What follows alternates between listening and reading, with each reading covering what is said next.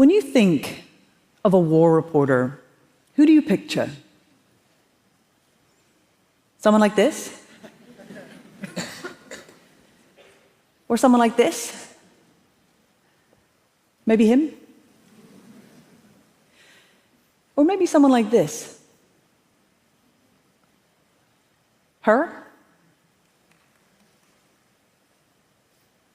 I'm asked all the time, what does it feel like to be one of the only women working in your field? How do you cope in such a male-dominated industry as frontline war reporting? The question continues to baffle me. Women have been doing this work for over a century.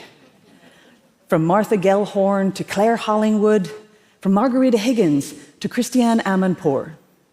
In fact, one of the reasons I wanted to become a foreign correspondent and a war reporter was watching these women in the field reporting. They were professional role models every evening at 6 p.m. on the news when I was a little girl in my living room, growing up in Northern Ireland. Women reporting from all over the world on the BBC. And the men were listening to them.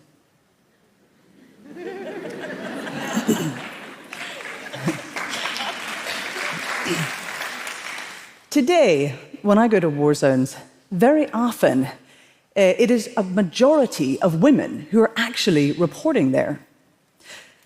So when I point out that I'm no trailblazer, the next question to come is why? Why are so many women becoming war reporters? My answer to this question is quick and easy. Because we are really, really good at it.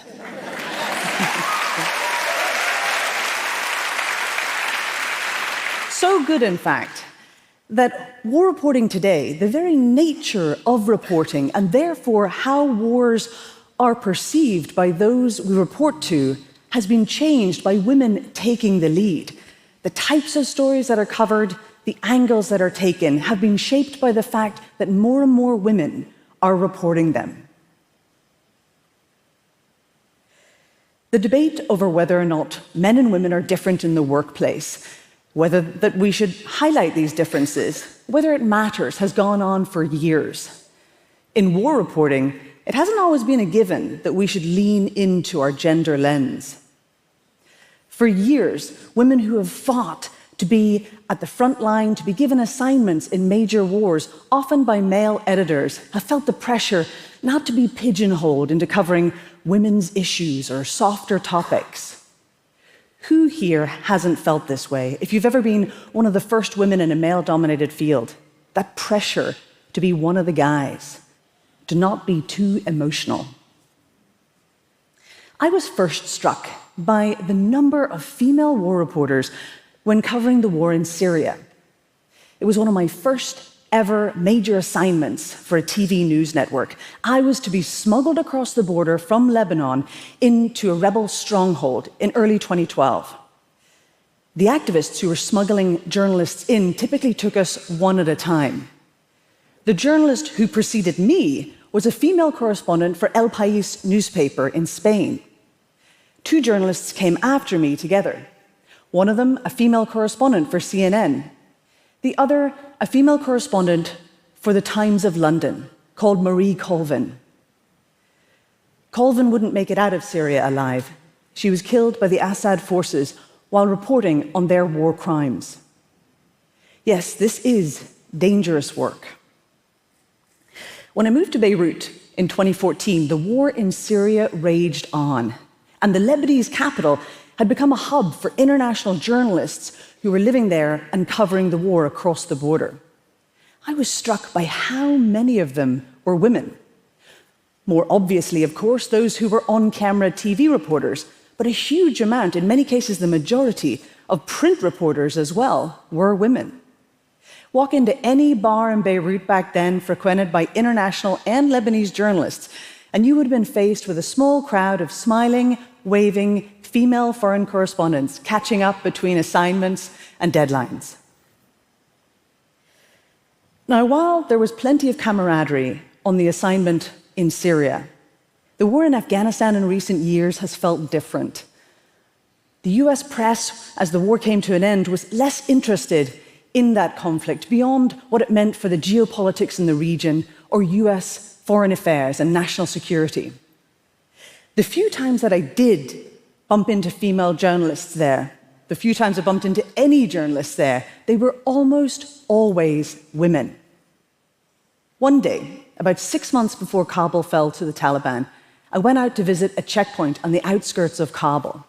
At the time, there was already concern about whether or not the Afghan forces could hold off a Taliban attack on the capital. Shortly after I arrived, another crew came, and the soldiers got very excited. This was a news team from Tolo TV, and the correspondent was one of the most famous journalists in Afghanistan. Her name was Anisa Shahid. The soldiers crowded around, trying to get a photograph with her and a selfie. So did I. This sort of thing happened all the time in Afghanistan. Women bumping into one another, reporting on that war. Between us, we covered civilian casualties, women's rights, access to education, and the hopes and dreams Afghans had for their future. Of course, we also covered the major news of the day, the politics, the frontline fighting, and the conditions for the Afghan security forces. But we relentlessly interviewed civilians, profiling doctors and teachers and business people, many of them women, elevating civilian voices. In the early days of the war in Afghanistan, while vital, risky, and important work was being done, very often the kind of images that were making it out of the conflict looked largely like this. As the war came to an end in its final years, the predominant images were increasingly looking like this.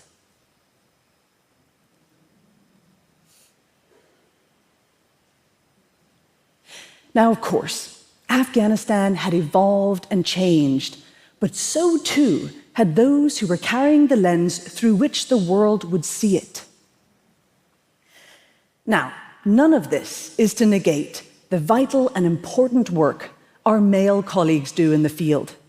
Male journalists have been and continue to do brilliant reporting. But what I want to draw attention to is the rapid growth of female journalists in the field, and also the impact they've had on the reporting itself that has come out of war zones around the world. Now, when wars break out, it's humanizing images like this that are predominantly broadcast around the world, that show how families and communities are impacted by war. They're no longer the exception, they are the norm. When Vladimir Putin invaded Ukraine in February 2022, the images that were broadcast around the world were of families saying goodbye to fathers in Kyiv train station, children clutching their pets in underground bunkers, and the elderly clamoring over broken bridges trying to escape. It was these human images that connected millions of people to what it was really like there for people to live through that war. Many of the stories coming from the war in Ukraine were reported by women. Earlier this year, the Ukraine reporting team for the Washington Post was awarded an award for courage in journalism for its huge female-led teams of editors, writers, photographers, and journalists.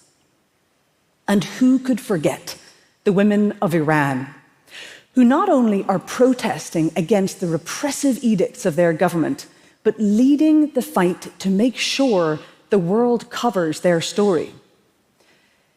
Every day, women activists and journalists in Iran fight to make sure and risk their lives to make sure the images and videos of their struggle, their protests, and the crackdown against them make it out. It's those voices that I remember most, filling my apartment in New York City in the middle of the night.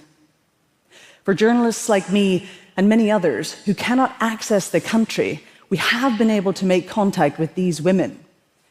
They use slow internet connections and outlawed VPNs. Now, if you're going to report from a war zone, female camaraderie does help too.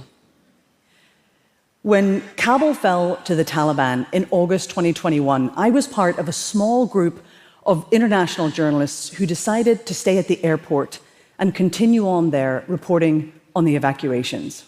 Part of that group included a female producer for British TV, as well as a female correspondent for Danish television. Between the three of us, we shared everything from a precious clean shirt to eyeliner and hairbrushes. We may have been reporting from a war zone, but we all knew the pressures of being a woman who had to be on TV that night. And I know what a lot of people wonder. What about the tough stuff? What about the sleeping in trenches, lugging gear, coming under fire, and the generally rough living conditions? I get asked all the time, how do you take a shower? My male colleagues never get asked. It seems absurd that we have to keep answering these questions. But again and again, women have proven that they are just as tough, brave, and stoic when faced with the physical and emotional challenges of reporting from war zones as the men. Why wouldn't we be? We've been doing it for decades, since the Spanish Civil War, World War II, and the war in Vietnam, even though women at the time were a tiny minority.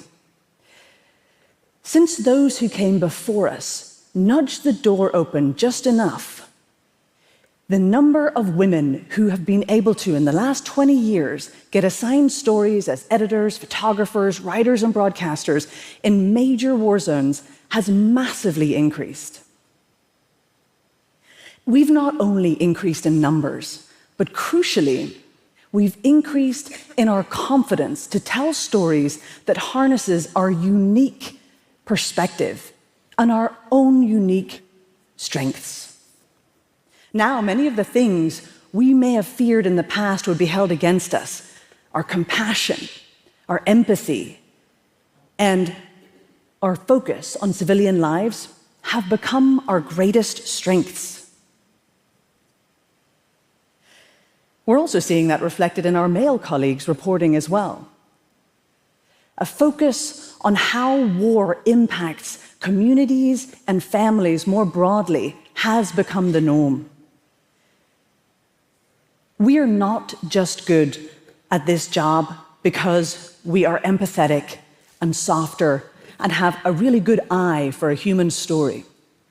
We're good at this reporting because we're soft and empathetic and strong and tough and brave. We have extraordinary range. And it is female range that is added to the range of voices and stories and faces that are making it out and in front of the public from war zones today.